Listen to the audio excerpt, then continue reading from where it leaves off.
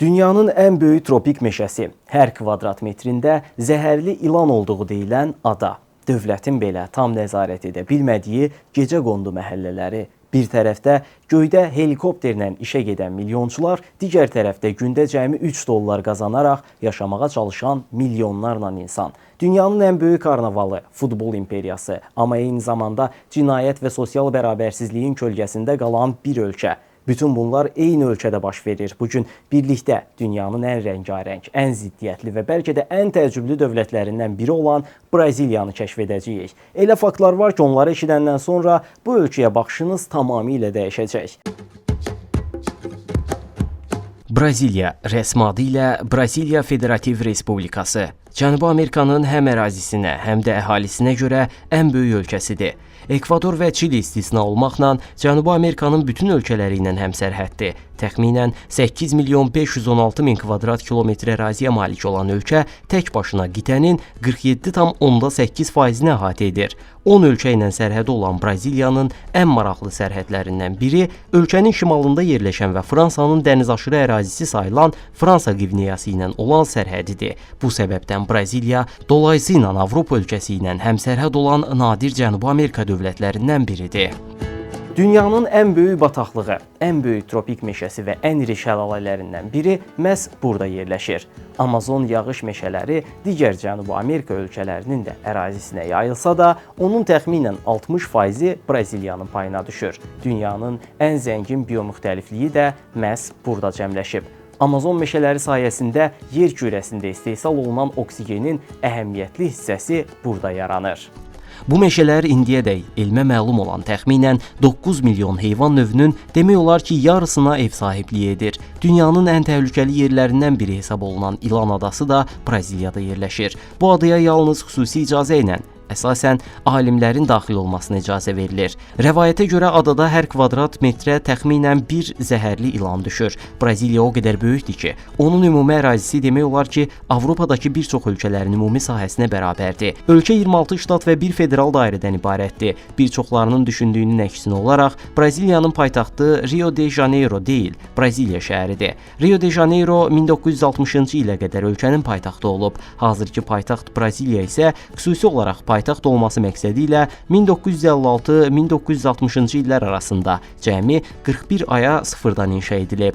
Şəhər elə layihələndirilib ki, yuxarıdan baxıldıqda təyyarəni xatırladır. Əhalisinin sayı hazırki hesablamalara görə təxminən 213,6 milyon nəfərdir. Bu göstərici ölkəni dünyanın ən çox əhalisi olan ölkələr arasında 7-ci yerə çıxarır. Braziliya müxtəlif mədəniyyətlərin qovuşduğu zəngin bir ölkədir. Tarix boyunca fərqli xalqların təsiri altında qaldığı üçün bugün Braziliyalılar əsasən Avropalıların, Afrikalıların və yerli Hinduların nəslindən hesab olunurlar. Ölkənin həm əhalisi, həm mədəniyyəti, həm də mətbəxi olduqca rəngarəngdir. Əhalinin təxminən 47%-i ağdərlilərdən, 43%-i pardo adlandırılan qarışıq mənşəli insanlardan, 8%-i qaradərililərdən, 1,5%-i asiyalılardan, 0,5%-i isə yerli Amerika xalqlarından ibarətdir. Pardo adlandırılan insanlar nə tam qaradərli, nə tam ağdərli hesab olunurlar. Ümumiyyətlə, ölkənin şimali ilə cənubu arasında dəri rəngində nəzərə çarpacaq fərq mövcuddur. Şimaldakı Bahia ştatında əhalinin yarıdan çoxu qaradərili olduğu halda, cənubdakı Rio Grande do Sul ştatı ölkədə ən çox ağdərli əhalinin yaşadığı bölgədir. İlkçilik Braziliya tarixinin bütün dövrlərində ciddi problemlərdən biri olub. Lakin 2011-ci ildə ölkədə etnik demoqrafik balans dəyişdi. Ölkə tarixində ilk dəfə olaraq ağdərli əhalinin payı digər etnik qruplardan daha az oldu. Braziliya bir vaxtlar dünyada Afrikadan ən çox qul gətirən ölkə idi. Bugün ölkə əhalisinin təxminən 9%-i Afrika mənşəlidir. Təkcə Rio de Janeiro şəhəri bütün Cənubi Amerikadan daha çox afrikalı qul qəbul etmişdi. Ümumilikdə isə Braziliya Amerika Birləşmiş Ştatları ilə müqayisədə 11 dəfə çox qul idxal edib. Braziliya 1888-ci ildə kənd təsərrüfatında mexanikləşmənin artması və daha sonra respublikanın elan olunması ilə Amerika qitəsində köləliyi ləğv edən son yoxsul ölkə oldu. Köləlik aradan qaldırılsa da, bu insanlar cəmiyyət daxilində bir çox hüquqlardan məhrum edildilər və öz icmalarını yaratmağa məcbur oldular. Bu gün də ölkədə irqi ayrıseçkilik ciddi problem olaraq qalır. Əhalisinin 82% Afrikalı qulların nəslindən olan Salvador şəhəri Afrika qitəsindən kənardakı ən böyük Afrika şəhəri hesab olunur. Ölkə əhalisinin 65% katolik, 22% protestant, 2% spiritist, 3,2% digər dinlərin nümayəndələri, 8% isə heç bir dinə mənsub deyil. Braziliya Amerika Birləşmiş Ştatlarından sonra dünyada ən çox xristian əhalisinə malik ölkədir. Eyni zamanda dünyada ən çox katolik əhalinin yaşadığı ölkə də məhz Braziliyadır. Bunun əsas səbəbi ölkənin 1500-1822-ci illər arasında, yəni tam 322 il ərzində Portuqaliyanın müstəmləkəsi olmasıdır. 1891-ci ilə qədər ölkədə dünyəvilik prinsipi mövcud deyildi. Həmin dövrdə dövlət dini xristianlıq dini idi və əhali məcburi şəkildə xristianlaşdırılırdı. Bu gün yerli əhalinin sayının çox az olmasının əsas səbəblərindən biri də Portuqaliyalılardır. Onlar bu torpaqlara gəldikdə Avropada yayılmış xəstəlikləri də özləri ilə gətirdilər. Bu xəstəliklər yerli əhalinin böyük hissəsinin məhv olmasına səbəb oldu. Etnik mənşəyə nəzər saldıqda ölkədə 900 mindən çox insan 240 yerli tayfadan birinə mənsubdur. Siyahıya alınmış təxminən 80 tayfa isə xarici dünya ilə əlaqə qurmaq istəmir. Amazon meşələrinin dərinliklərində hələ də kəşf edilməmiş çoxlu tayfanın yaşadığı ehtimal edilir. Braziliya Yaponiyadan sonra dünyada ən çox Yapon əsilli əhalinin yaşadığı ölkədir. Təxminən 1,5 milyon nəfərdən ibarət Yapon icmasının 70%-ə yaxını São Paulo şəhərində yaşayır. Yaponiyadan Braziliyaya ilk köç 1908-ci ildə baş verib. Bu gün də ölkədəki Yapon məhəllələri öz mədəni kimliyini qoruyub saxlayır. Gündəlik həyata nəzər saldıqda bir çoxları Braziliyanın ispan dilində danışılan ölkə olduğunu düşünür. Halbuki Cənubi Amerikanın əksər ölkələrindən fərqli olaraq burada rəsmi dil Portuqal dilidir. Əhalisinin çoxluğuna görə Braziliya dünyada Portuqal dilinin ən çox danışıldığı ölkədir. Rəsmi olaraq yalnız bir dil qəbul edilsə də, ölkə təxminən 228 dil və ləhcə ilə danışır. Əhalinin 50%-i ayda 50 Amerika dollarından az gəlir əldə edir. Növbəti 40%lik təbəqə isə ayda təxminən 400-600 dollar qazanır. Ümumi əhalinin 9%, yəni təxminən 20 milyon insan gündə cəmi 3 dollar qazanaraq dolanır. Təxminən 1,2 milyon Braziliyalı ya evsizdir, ya da yaşayış üçün yararsız şəraitdə yaşayır. Mənzil problemini həll etmək üçün ölkədə 8 milyondan çox yeni ev tikilməsinə ehtiyac var.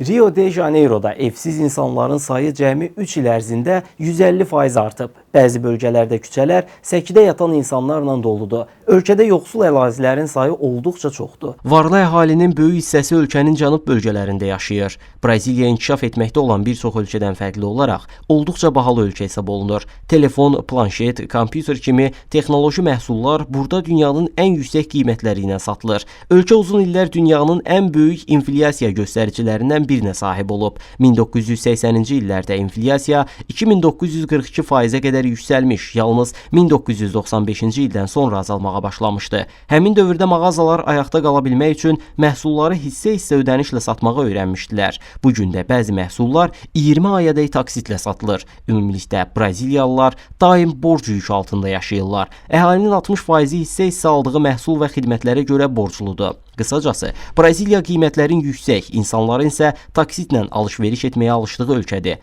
Əks halda ayda cəmi 600 dollar qazanan bir insan São Paulo şəhərinin mərkəzində bir pizzaya necə 25 dollar ödəyə bilər? Braziliya Cənubi Amerikada kredit kartı istifadəsinin və kredit ödənişlərinin ən geniş yayıldığı ölkədir. Artıq 2012-ci ildən etibarən Braziliyalılar adam başına orta hesabla 2 kredit kartına sahib olmağa başlamışdılar. Ölkənin ən böyük problemlərindən biri isə işsizlikdir. İşsizlik statistikasına baxdıqda maraqlı bir mənzərə ortaya çıxır. Qadınların əksəriyyəti işlədiyi halda işsizlərin böyük hissəsini kişilər təşkil edir. Ölkədə demək olar ki, Azərbaycan əhalisinin 4-5 qatı qədər işsiz var. Braziliya ziddiyyətlər ölkəsidir. Ölkənin ən böyük şəhəri olan São Paulo, Cənubi Amerikanın New York adlandırılır. Milyonlarla insan ağır yoxsulluq içində yaşamaq uğrunda mübarizə apardığı halda, São Paulo Cənubi yarımkürəsinin ən böyük ümumi daxili məhsula malik şəhərlərindən biridir.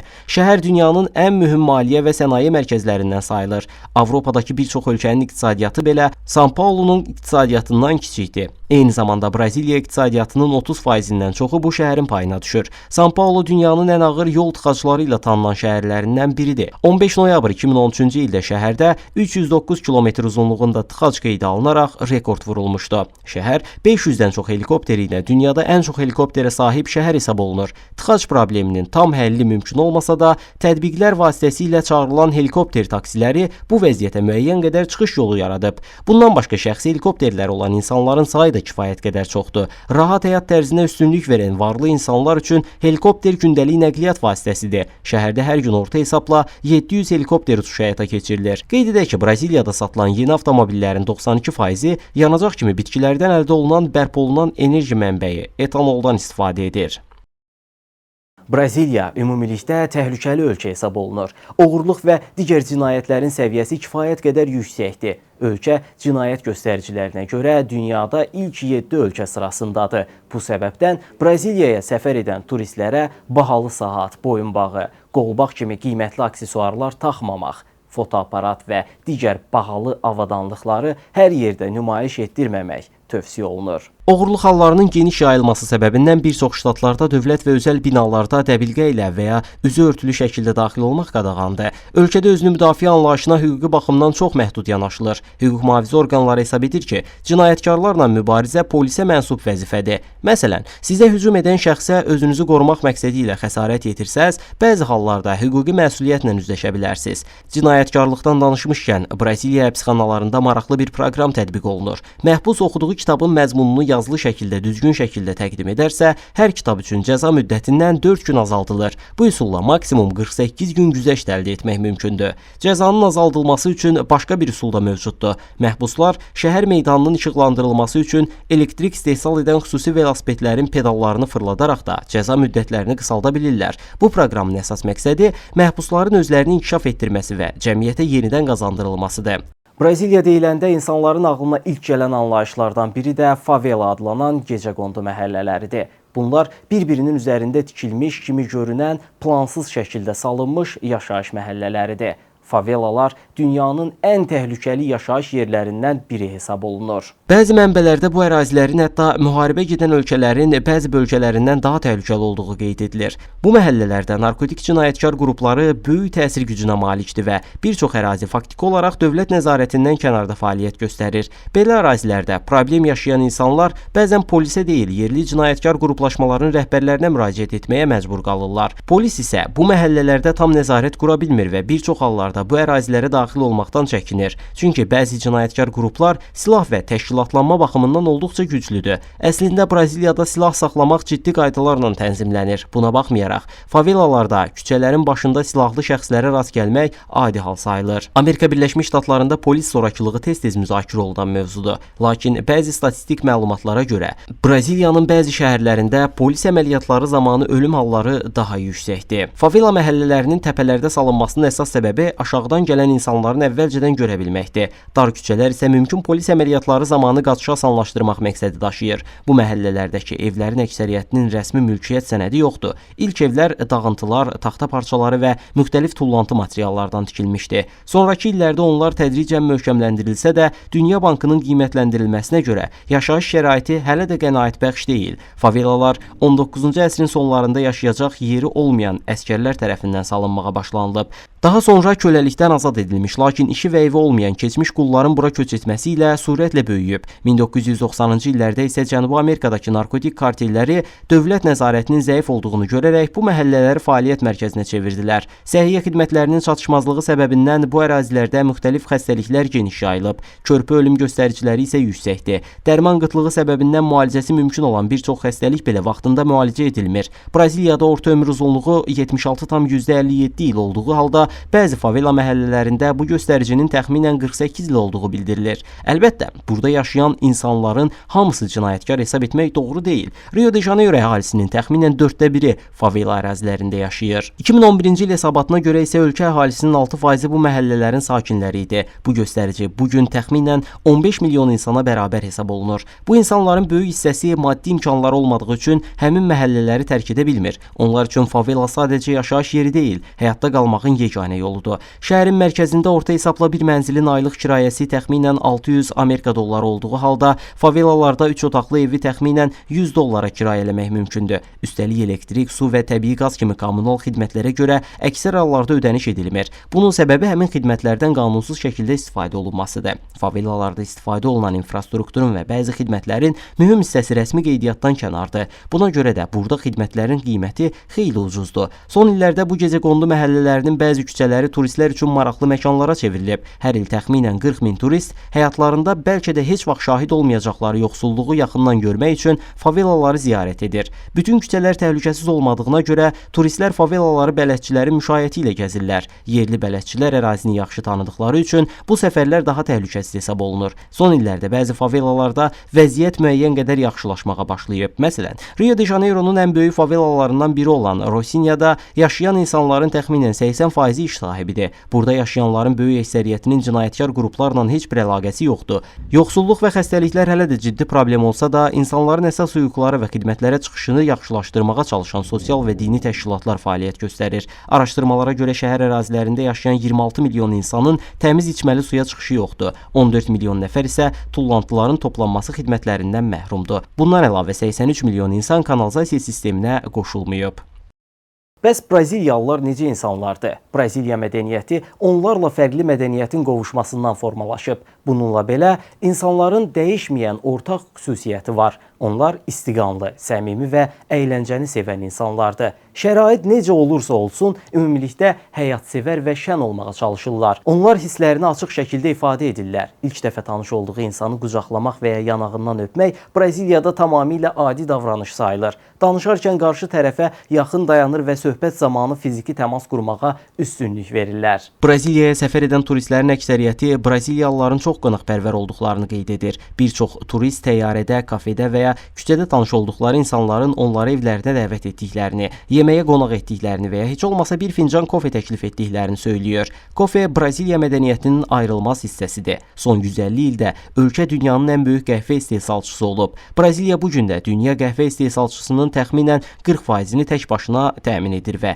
ixracatda lider mövqedədir. Braziliyalılar ümumilikdə çox punktual hesab olunurlar. Buna görə də bir çox yerdə gözləmə müddəti çox olur. Məsələn, avtobuslar çox vaxt təyin olunmuş vaxta gəlmir. İnsanlar görüşlərə yarım saat, hətta 1 saat gecikməyə normal qəbul edirlər. Əksəriyyət qarşı tərəfin də gecikəcəyini bildiyi üçün bu davranış cəmiyyətin gündəlik həyatının bir hissəsinə çevrilib. Rəsmi sənəd işləri də olduqca ləng işləyir. Banklarda, marketlərə qədər bir çox yerdə uzun növbələrə rast gəlmək mümkündür. Ailə bağları Qərbi Avropa və Şimali Amerika ölkələri ilə müqayisədə daha güclüdür. Gənclərin erkən yaşda ailədən ayrılıb tək yaşaması geniş yayılmış hal deyil. Ailə üzvləri adətən bir-birinə yaxın ərazilərdə yaşayır və tez-tez görüşürlər. Hətta həftə sonları və bayram günlərində ailələr kənd evlərində və ya ailəyə mənsub təsərrüfatlarda bir araya gəlirlər. Müasir dövrdə bu ənənələr əvvəlki qədər güclü olmasa da, Braziliyalılar ailə dəyərlərini qorumağa davam edirlər. Onlar həyatda uğurdan daha çox xoşbəxtliyə əsas məqsəd hesab edirlər. Bəlkə də daim pozitiv və həyat dolu olmalarının əsas səbəblərindən biri də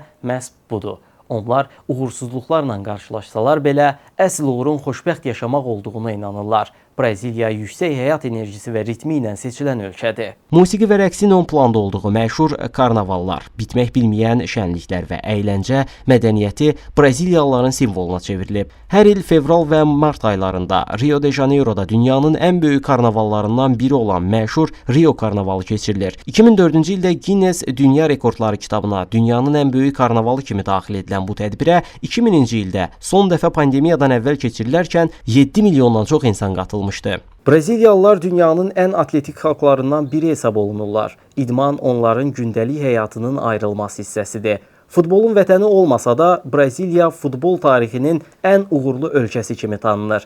Braziliya futbol üzrə dünya çempionatının tarixində 5 dəfə çempion olan yeganə ölkədir. Həmçinin dünyaya ən çox peşəkar futbolçu ixrac edən ölkələrdən biridir.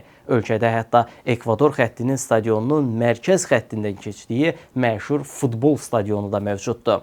Ekvadora yaxın yerləşməsi sayəsində Braziliyanın ən böyük üstünlüklərindən biri iqlimidir. İlin demək olar ki, bütün aylarında hava isti keçir. Ümumiyyətlə, temperatur adətən 15 dərəcədən aşağı enmir və 40 dərəcədən yuxarı qalxmır. Əlverişli iqlimə görə əhalinin böyük hissəsi sahil boyu yaşayış məntəqələrində məskunlaşıb və ölkədə güclü çimərlik mədəniyyəti formalaşıb. Braziliya dünyanın ən uzun sahil xəttlərindən birinə malikdir. Ölkənin ən məşhur simvollarından biri Rio de Janeiro'da yerləşən 38 metr hündürlüyündə və 635 ton ağırlığında olan Xilaskar İsa Məsih heykəlidir. Bu abidə 2007-ci ildən etibarən dünyanın yeni 7 möcüzəsindən biri hesab olunur. Ölkənin bayrağına da nəzər salaq. Braziliya bayrağı dünyanın ən tanınmış bayraqlarından biridir. Yaşıl rəng Bragansa sülaləsini, sarı rəng Habsburqlar sülaləsini və Portuqaliya monarxiyasını simvolizə edir. Mavi dairə və onun üzərindəki ulduzlar isə respublikanın elan olunduğu gecə səmasını əks etdirir. Bayraqdakı 27 ulduz ölkənin 26 ştatını və paytaxt dairəsini təmsil edir. Bayrağın ortasındakı ağ lent, üzərində isə ölkənin milli şüarı olan Ordem e Progresso, yəni nizam və tərəqqi sözləri yazılıb. Bəs Azərbaycandan Braziliyaya necə getmək olar? Xərclər və tələblər nələrdir? Son olaraq buna da nəzər salaq. Azərbaycandan Braziliyaya birbaşa aviareys yoxdur. Ən rahat marşrutlar adətən İstanbul, Doha, Dubay və ya Frankfurt üzərindən həyata keçirilir. Uçuşun ümumi müddəti seçilən marşrutdan asılı olaraq təxminən 18-30 saat arasında dəyişir. Braziliyaya səfər etmək istəyən Azərbaycan vətəndaşları əvvəlcədən Braziliya vizası almalıdırlar. Bunun üçün etibarlı pasport, viza ərizəsi, gediş-dönüş aviabileti, otel bronu və ya qalacaq ünvan, maliyyə imkanlarını təsdiqləyən sənədlər, eləcə də digər tələb olunan sənədlər təqdim edilməlidir. Səyahətin qiymətinə gəldikdə isə mövsümə görə dəyişsə də, gediş-dönüş aviabileti adətən 1500-2500 dollar arası olur. Braziliyada isə orta səviyyəli turist üçün gündəlik yaşayış, qidalanma və nəqliyyat xərcləri təxminən 50-100 dollar təşkil edir. Daha rahat və lüks səyahət planlayanlar üçün bu məbləğ xeyli yüksək ola bilər. Qısacası, Braziliya Azərbaycandan kifayət qədər uzaq və bahalı istiqamətlərdən biridir. Lakin düzgün planlaşdırma ilə bu rəngarəng ölkəyə unudulmaz bir səyahət etmək də mümkündür. Beləliklə, dünyanın ən rəngarəng və ən ziddiyyətli, ən maraqlı ölkələrindən biri olan Braziliyanı birlikdə tanımağa çalışdıq. Bu ölkə bir tərəfdən möhtəşəm təbiəti, futbolu və karnavalları ilə heyran edir. Digər tərəfdən isə cinayət, yoxsulluq və sosial bərabərsizlik kimi ciddi problemlərlə mübarizə aparır. Ümid edirəm ki, bu video sizin üçün maraqlı və faydalı oldu. Videonu bəyəndinizsə, bəyənməyi, kanala abunə olmağı və fikirlərinizi şərhlərdə bizimlə bölüşməyi unutmayın. Növbəti videoda görüşənədək sağ olun, salamat qalın.